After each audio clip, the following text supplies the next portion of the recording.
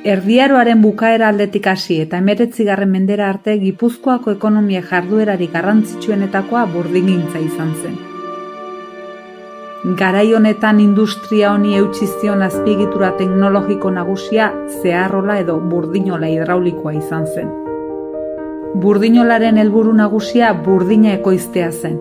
Industrializazioaren aurreko azpiegitura hauetan burdin minerala eraldatzen zen erabiltzeko moduko burdina lortu arte.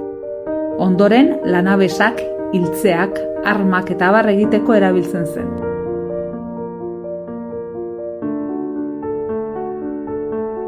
Hiru elementu behar zituzten egitura hau guztia lanean jartzeko: burdin minerala, egurrikatza eta ura. Burdina zerein eta mutiloako meategietatik lortzen zuten. Mineralaren lehen garbiketa burdinolaren ondoan dugun 1782 urtean eraikitako Arragoan edo Labean egingo zuten.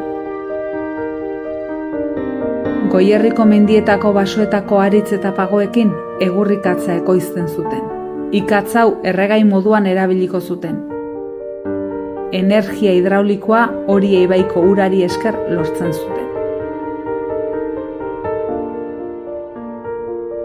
Burdinola honi buruzko lehenengo aipamen idatziak 14 eta 15. mendekoak dira. Europan 19. mendean siderurgiaren esparruan izandako etengabeko berrikuntza teknologikoak burdinola hidraulikoen bukaera ekarri zuen. Izan ere, altzairua eta burdina egiteko labe garaiak zituzten fabrikek hartu zuten haien tokia. Europan 19. mendean siderurgiaren esparruan izandako etengabeko berrikuntza teknologikoak burdinola hidraulikoen bukaera ekarri zuen.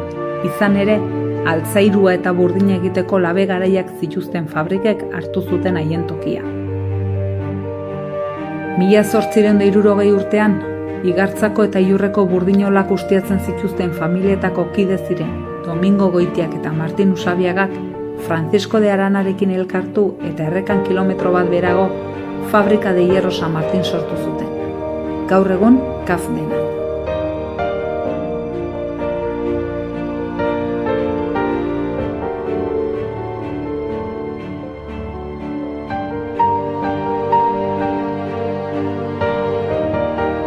Gaur egun gure burdinolan ez dago Erdiaroko arrastorik. 15. mende amaieran bota egin baitzen.